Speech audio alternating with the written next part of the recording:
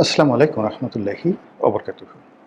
সম্মানিত দর্শক, দেশে বিএনপির শাসন শুরু হয়ে গেছে এবং সারা দেশে প্রায় প্রতিদিনই একটি না একটি ঘটনা ঘটানো হচ্ছে বা একটি না একটি ঘটনাকে সামনে আনা হচ্ছে, যাতে করে বিএনপির যিনি সরকার প্রধান জনাব তারেক রহমান, তার মহত্ব, তার উদারতা, তার বিশালত্ব এবং রাষ্ট্র পরিচালনায় যে তিনি অনন্য, এই জিনিসগুলো বিএনপি তুলে ধরার চেষ্টা করছে।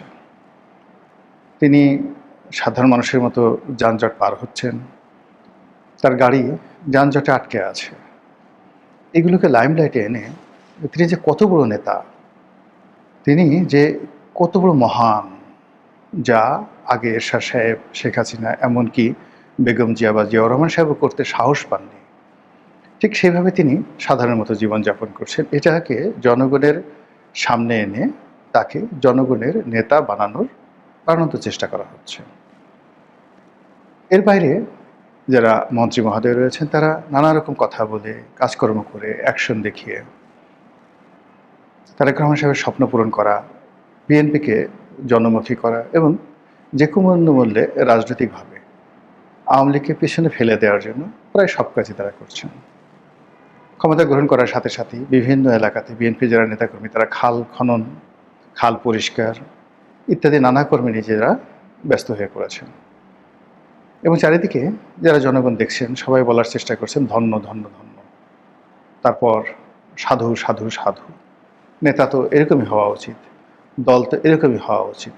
আসার সঙ্গে সঙ্গে খাল কাটা শুরু করে দিয়েছে, আসার সঙ্গে সঙ্গে ফ্যামিলি কার্ড দেখা শুরু করেছে। ঈদের আগে ইমাম মুয়াজ্জিনদেরকে সরকারি তহবিল থেকে টাকা দেওয়া হবে। তারপর সেই 50 লাখ পরিবারকে ফ্যামিলি কার্ড দেওয়া হবে এবং এটা সেনাবাহিনীর মাধ্যমে বিতরণ করা হবে। এই কাজগুলো সরকার খুব জোরে সোরে শুরু করছে। এটার শেষ পর্যন্ত ফলাফল কী হবে সেটা পরে বলবো, কিন্তু তার আগে বলা উচিত যে এগুলো খুব জনপ্রিয়। আরও স্পষ্ট করে যদি বলি, তাহলে এগুলো খুবই সস্তা জনপ্রিয় কাজ, যে কাজ দিয়ে মানুষদেরকে খুব অল্প সময়ের জন্য মুগ্ধ করে রাখা যায়।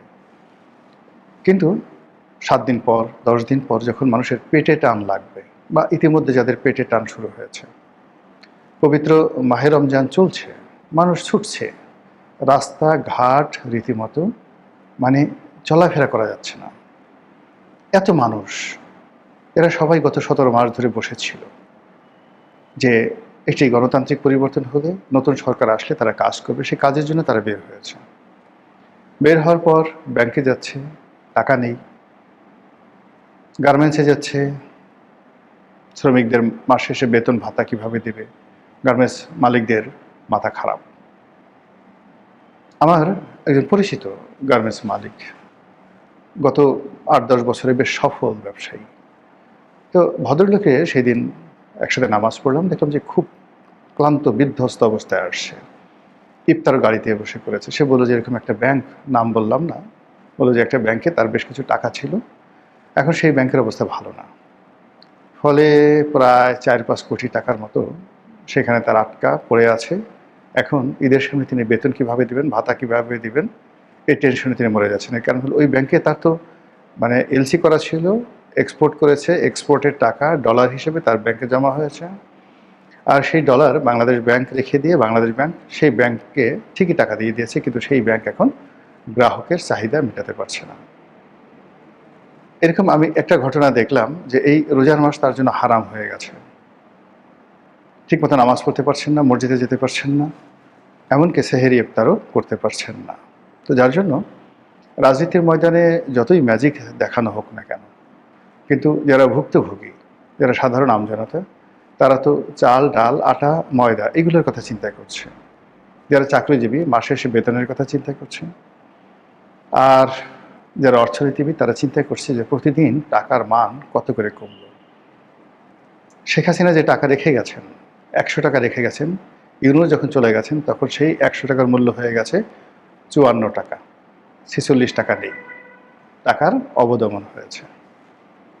এখন তারেক রহমান সাহেবকে যদি আবার টাকা ছাপিয়ে তার সরকার চালাতে হয়, টাকা ছাপিয়ে খাল কাটতে হয়, টাকা ছাপিয়ে ফ্যামিলি কার্ড দিতে হয়, তাহলে এই যে এখন শেখ হাসিনার জমানার 100 টাকা, যেটার মূল্য এখন 54 টাকা আছে সরকারি হিসাবে, সেটার মূল্য হয়তো হয়ে যাবে আরও অর্ধেক, অর্থাৎ 54-র অর্ধেক, 27 টাকা।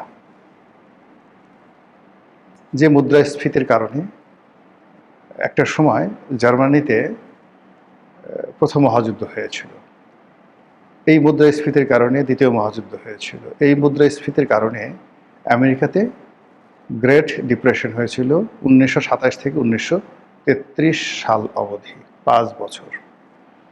ইরানে কিংবা অনেক দেশে যখন এরকম মুদ্রাস্ফীতি হয়, ইউরোপের অনেক দেশে না তো হয়েছেই, আফ্রিকার কয়েকটি দেশে আছে যেখানে 1 কেজি আলু দাঁড়িপাল্লার একদিকে রেখে অন্যদিকে 1 কেজি টাকা গুনে দিতে হয়। এরকম ঘটনা ঘটেছে, টাকার এতটা অবমূল্যায়ন। তো বাংলাদেশ সেদিকে যাবে কি যাবে না সেটা নিয়ে আলোচনা করবো না, যে আলোচনা করবো যে রাজনীতিতে যা কিছু করা হচ্ছে এগুলো মূলত লিপস্টিক ডেভেলপমেন্ট। লিপস্টিক লাগিয়ে যেভাবে ঠোঁটকে লাল বানিয়ে দেওয়া হয়, কসমেটিক সার্জারি করে যেভাবে মানুষকে সুন্দর বানানো হয়, ঠিক এইভাবে একটা দেশ 15 দিন চালাতে পারবেন, 1 মাস চালাতে পারবেন, কিন্তু এরপরে আর চালাতে পারবেন না যদি রাজনীতির শূন্যতা থাকে এবং যদি অর্থনীতি ভালো না থাকে। আমাদের দেশে রাজনীতির শূন্যতা আছে, অর্থনীতির মহা সর্বনাশ ঘটে গেছে, এটা নিয়ে বিশদ আলোচনা। এর ফলে কি হচ্ছে, যত কিছুই হোক না কেন, কোনো অবস্থাতেই নায়ককে নায়ক বানানো যাচ্ছে না, ভিলেনকেও ভিলেন বানানো যাচ্ছে না। গত 17 মাস ধরে শেখ হাসিনাকে, আওয়ামী লীগকে অপান্তেয় করার জন্য, অপ্রয়োজনীয় করার জন্য ডক্টর মোহাম্মদ ইউনূস এবং তার পারিষদবর্গ সর্বোচ্চ চেষ্টা করেছেন, কিন্তু ফলাফল শূন্য, তাকে চলে যেতে হয়েছে অপমানজনকভাবে, এবং তার সঙ্গে যারা ছিলেন তাদের সবাইকে তিনি বিপদে ফেলেছেন। তার উপদেষ্টা, তার কিংস পার্টির কুশীলব, এমনকি তার উপর নির্ভর করে জামাত ক্ষমতা আসার যে স্বপ্ন দেখেছিল এবং যে হম্বিতম্বি করেছিল, এটি এখন রীতিমতো জামাতের জন্য বুমেরাং হয়ে পড়েছে। আমি গত 17 মাস ধরে বলে আসছি যে বিএনপি ছলে বলে কৌশলে ক্ষমতায় আসার চেষ্টা করছে, এবং ক্ষমতায় আসার পর তারা জামাতকে এমন ডলা দিবে, বাস ডলা, যে ডলা পর জামাতের লোকজন বলবে যে আওয়ামী লীগের জমানাতে খুব ভালো ছিলাম, এবং ঘটনা সেই দিকে যাচ্ছে। চারিদিকে জামাতের নিস্তব্ধতা। নাসিরউদ্দিন পাটোয়ারির বড় বড় কত কথাবার্তাগুলো এখন নেই।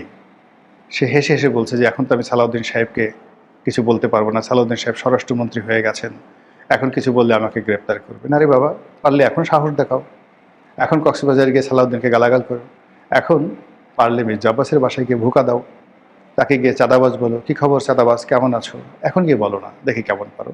এবং এখন বলতে পারলে সত্যিকার অর্থে সাহস বোঝা যাবে। এখন সাদিক কায়েম ডাকসুর যে সহসভাপতি, ভিপি, শিবির নেতা, এখন যদি আপনার সাহস থাকে বা তোমার সাহস থাকে, ছোট ভাই এই জন্য তুমি করে বললাম, এখন থেকে বলো যে তারেক রহমানকে একটা লাথি দিতে চাও তো, যে একটা লাথি দিয়ে শেখ হাসিনাকে তাড়িয়ে দিয়েছি, তারেক রহমান সাহেব যদি এই কাজ করে তাকেও লাথি দিয়ে বাংলাদেশের থেকে তাড়িয়ে দেবো, একটু বলো তো বাবা, দেখি কেমন পারো। তারে বলার দরকার নাই, ধানমন্ডির যে এমপি কিংবা ঢাকা বিশ্ববিদ্যালয়ের যে এলাকার এমপি মির্জা আব্বাস বা রবিউল আছেন, এদের দুজনকে একটু গালি দেন তো দেখি কত বড় সাহস আছে, বুকের পাটা আছে। তো এই জিনিসগুলো হয় কি, আমাদের দেশে পরিবেশ পরিস্থিতি অনুযায়ী সবাই বড় বড় কথা বলে, আর যখনই শক্ত কোনো কিছু আসে সঙ্গে সঙ্গে আব্বা আব্বা বলে। তো রাজনীতিতে এই যে যা কিছু চলছে, আবার এখন যারা বিএনপির লোকজন গত এই ইনুস জামানাতে যারা মিউ মিউ করতেন, তারপর শেখ হাসিনার জামানাতে যারা চিউ চিউ করতেন, এখন তারা হালুম, ওরে বাবা রে বাবা, রয়্যাল বেঙ্গল টাইগার হয়ে গেছেন। তো যা হোক, যা কিছু হোক না কেন, প্রকৃতির একটা অমোঘ নিয়ম রয়েছে, প্রকৃতি শূন্যতা পছন্দ করে না। বাংলাদেশের রাজনীতিতে যে শূন্যতা চলছে, এই শূন্যতা আওয়ামী লীগ জমানাতে আওয়ামী লীগ সৃষ্টি করেছিল বিএনপি এবং জামাতকে দূরে রেখে, কিন্তু বিএনপি এবং জামাতকে দমন পীড়নের উপর রেখেছিল, নিষিদ্ধ করা হয়নি। কিন্তু এখন যেটি হয়েছে, জামাত যেহেতু সরকারি দলে গেছে এবং গত 17 মাসে তাদের কর্মকাণ্ড নিয়ে তারা চিন্তিত, এই জন্য জামাত একেবারে চুপ হয়ে গেছে। আর অন্যদিকে আওয়ামী লীগ না থাকার কারণে পুরো মাঠ নীরব নিস্তব্ধ, এবং এটি বিএনপির জন্য, বিএনপির ভারসাম্যের জন্য রীতিমতো সংকট হয়ে দেখা দিয়েছে। আর এটাকে আওয়ামী লীগ নিরাপদ দূরত্ব থেকে চমৎকারভাবে কাজে লাগানোর জন্য চেষ্টা করছে। তারা দেশের ভিতরে এবং দেশের বাইরে নতুন করে সংগঠিত হচ্ছে এবং তানহাই অবস্থায় নিজেদের ভুলভ্রান্তি তারা অনুধাবন করার চেষ্টা করছে। গত এক সপ্তাহ ধরে আওয়ামী লীগের বিভিন্ন পর্যায়ের যারা লোকজন, বড় বড় নেতা, অনেকের সঙ্গে আমার কথা হয়েছে। যেহেতু আওয়ামী লীগ করতাম 2009 সনে, যারা আমার সঙ্গী সাথী ছিলেন সংসদে, পার্লামেন্টে আশেপাশে, তারাই পরবর্তীতে আওয়ামী লীগের নীতি নির্ধারণী পর্যায়ে চলে গিয়েছিলেন। এখন তারা সবাই পলাতক। তো ব্যক্তিগত সম্পর্কের কারণে অনেকের সঙ্গে কথা হয়, খোঁজখবর রাখা হয়। তো দেখলাম যে সবাই অনুতপ্ত, তাদের ভুলগুলো তারা বুঝতে পেরেছে, আবার নতুন করে তারা গুছিয়ে উঠতে চাচ্ছে। অনেকে তো একথাও বললেন যে আমরা তারেক রহমান সাহেবকে নিয়ে যে টিটকারি করেছি, তাকে নিয়ে যে বাড়াবাড়ি করেছি, তার ফলে আমাদের এই ঘাড়ের উপর, চোখের উপরে, মুখের উপরে তারেক রহমান সাহেবের যে উন্নতি, আল্লাহ আমাদেরকে এর মাধ্যমে একটা শিক্ষা দিয়েছে। সুবিধাজনক অবস্থানে আওয়ামী লীগ তলে তলে দল গুছাচ্ছে, এবার চমক দেওয়ার পালা। যে আওয়ামী লীগ নানাভাবে সংগঠিত হচ্ছে এবং এই বর্তমানে এই সময়টিকে তারা ধরে নিচ্ছে যে তারেক রহমান সাহেবকে অন্তত পক্ষে 2 বছর সময় তারা একটা হানিমুন পিরিয়ড দেবে। আওয়ামী লীগের পক্ষ থেকে সরকার 100% নিরাপদ থাকবে এবং এটা আওয়ামী লীগের পক্ষ থেকে সরকারের যে পর্যায়ে যোগাযোগ রাখা হয় বা হচ্ছে, তাদেরকে এই কথা জানিয়ে দেওয়া হচ্ছে। আওয়ামী লীগ এই সময়টাতে নিজেদের সাংগঠনিক ক্ষমতাকে পাকাপোক্ত করবে, মামলা মোকদ্দমাকে সহনীয় করার চেষ্টা করবে এবং যারা মোটামুটি যাদের আত্মবিশ্বাস প্রবল এবং অন্যায় করেনি কিন্তু মিথ্যা মামলা হয়েছে, এই নেতাগুলো বিদেশ থেকে এসে বাংলাদেশে আত্মসমর্পণ করবে। এইভাবে তারা তাদের যে রাজনীতি, সেই রাজনীতি ঠিক যে আওয়ামী লীগের অতীত ইতিহাস, যে বিভিন্ন পরিবেশ পরিস্থিতি তারা যেভাবে কাজ করেছেন, যেভাবে তারা রুখে দাঁড়িয়েছেন, যেভাবে প্রতিকূল পরিবেশে নিজেদেরকে গড়ে তুলেছেন, ঠিক সেই জিনিসটি আবার নতুন করে তারা শুরু করতে চাচ্ছে। এবং এটা যদি সত্যিকার অর্থে তারা করতে পারে, আওয়ামী লীগ অতীতের যে কোনো সময়ের চেয়ে শক্তিশালী হবে, যে কোনো সময়ের চেয়ে ভালো করবে এবং আগামীতে যদি তারা ইতিবাচক থাকে এবং সরকার যদি তাদের ব্যাপারে ইতিবাচক থাকে, আশা করা যায় গণতন্ত্রের একটি সুন্দর বাতাস বাংলাদেশে প্রবাহিত হবে। মহান আল্লাহ আমাদের সবাইকে হেদায়েত দান করুন এবং হেফাজত করুন। আসসালামু আলাইকুম ওয়া রাহমাতুল্লাহি ওয়া বারাকাতুহু।